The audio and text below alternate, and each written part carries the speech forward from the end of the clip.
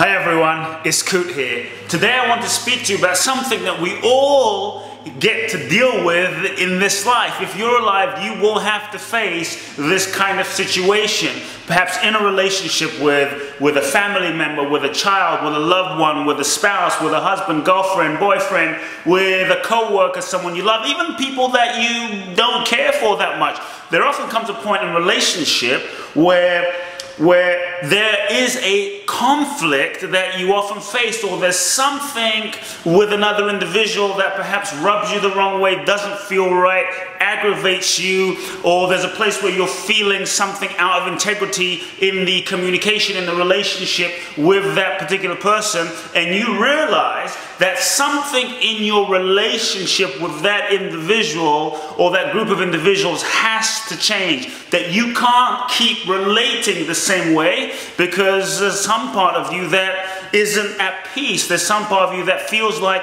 perhaps it's not the most authentic alignment to keep relating that way. Have you ever felt that?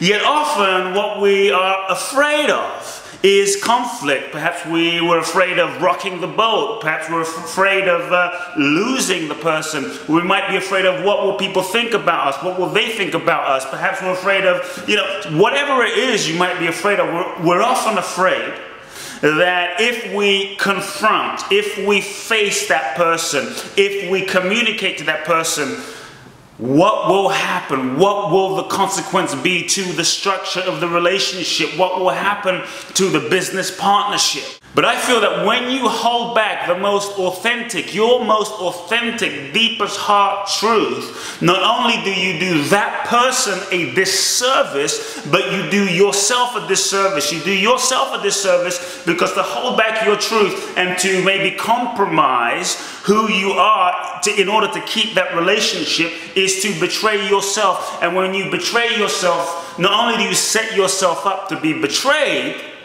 but you disconnect from a part of your own heart, you disconnect from a part of your own self, and you lose a part of yourself in the process in order to try and keep some version of a relationship out there. And most of the time, I'd say all of the time, it's not worth it.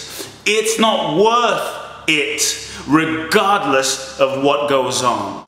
The truth, not the superficial truth, but the authentic heart truth, when communicated with love, serves everyone. When you dare to feel your truth and communicate that with another, it will serve all people involved in the dynamic, in the situation, whether it's 2, whether it's 10, whether it's a whole community, even though it may or may not seem that way at first. But the truth, if you're willing to trust that the truth serves everyone. Everyone. When you hold back the truth, you rob another individual from the lessons, the learnings of something that you might communicate that they need to hear from you at that particular point in time. When you communicate the truth with another individual, you serve yourself, but you also potentially serve that person on their evolutionary path as a soul to grow, to evolve.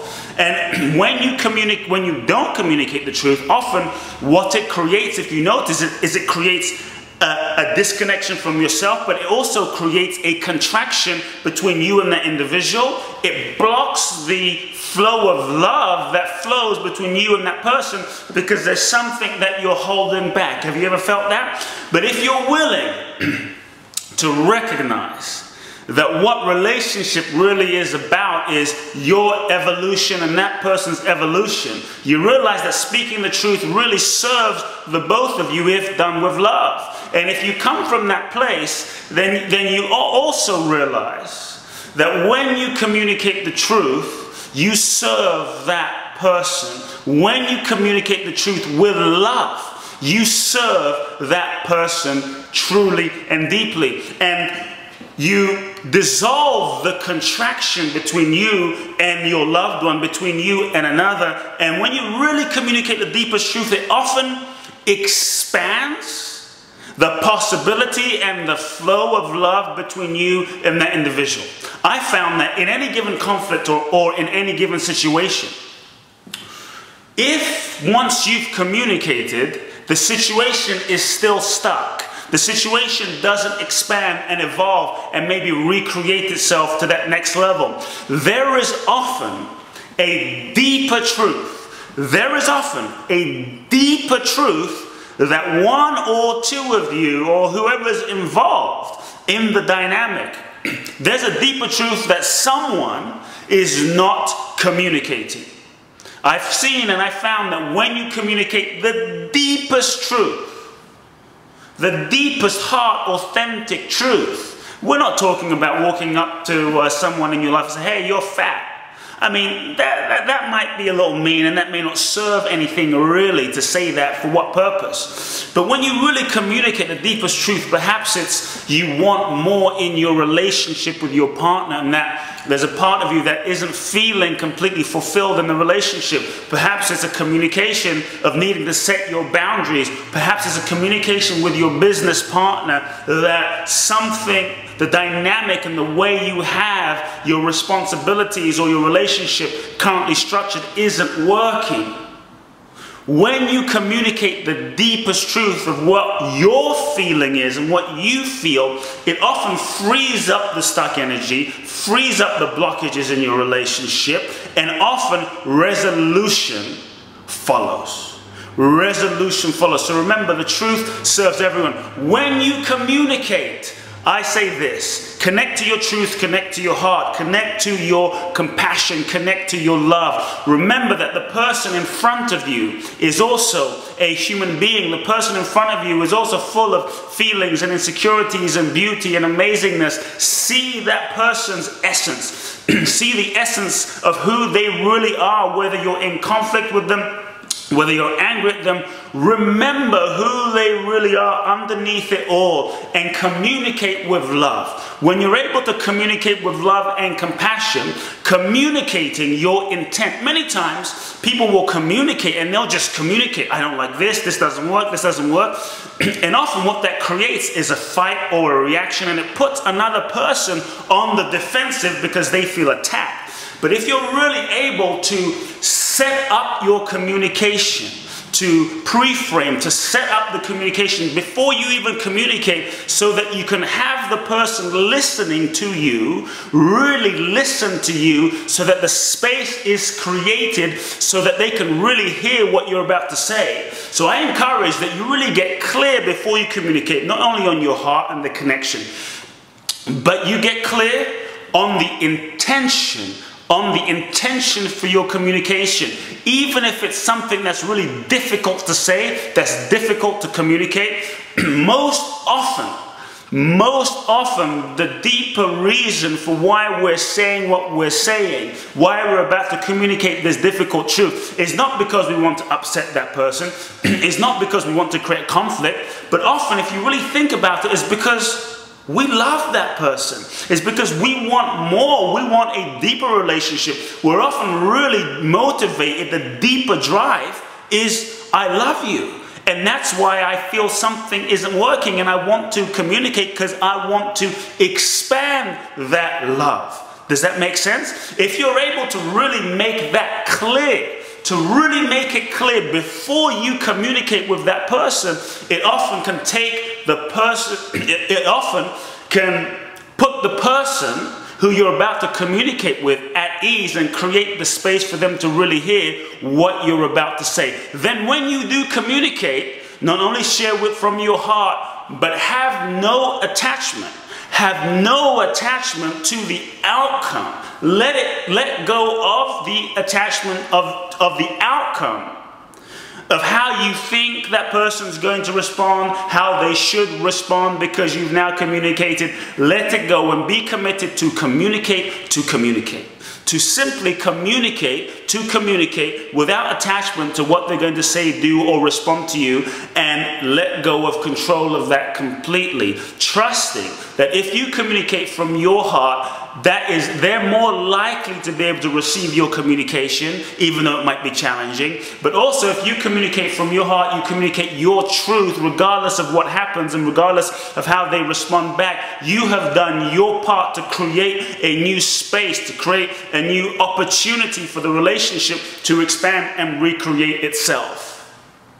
So communicate to communicate, because that's what your truth is, and trust that in that authentic communication, you will grow as an individual, as a person, as a human being, as a soul, as a result of you communicating. And what will often happen is either they will be touched, or something will inevitably have to shift as you raise your consciousness to a higher level as a result of being more authentically yourself, as a result of being more truthful, as a result of being more of who you are, as a result of communicating more clearly, with clarity and with heart. Communication is often challenging. You know, you have two individuals. One person has so many, a whole different background, a different upbringing, different beliefs, different philosophies, an entire different way of seeing the world. Just imagine that. And then you have a whole other individual with a whole other set of experiences and background and parents and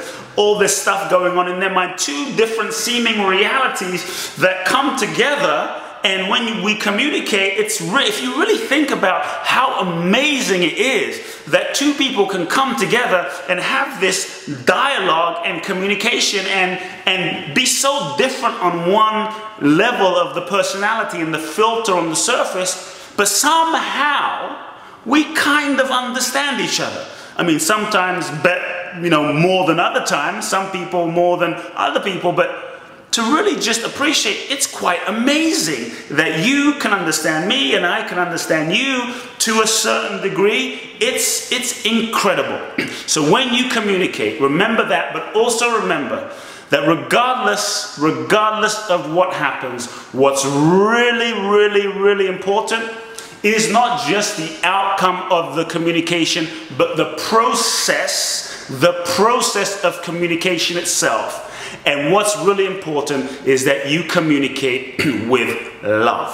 That you remember to communicate with love, because the words you can say the right things, you can say everything perfectly, but the words are simply the excuse. The words are simply excuse for the vibration of your heart, that the real communication isn't just in the words. Real communication is not just in what you say, but the real communication is in the feeling tone, in the energy, and our souls non-verbally are communicating all day long anyway. So I believe that perhaps the greatest communication is not with what you say, but it's through the heart, is love. The language of love. Because whether you are black, white, green, orange, PhD, uneducated, dropped out of high school, poor, rich, regardless, different religions, regardless, we all understand.